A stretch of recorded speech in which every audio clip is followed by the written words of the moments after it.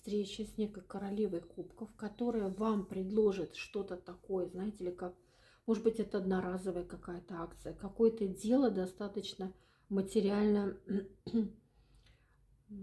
обеспеченное, да, вот то, за что вы возьметесь. Может быть, это какой-то одноразовый заказ, если вы там работаете, да, по, ну, там, сдельной оплаты труда.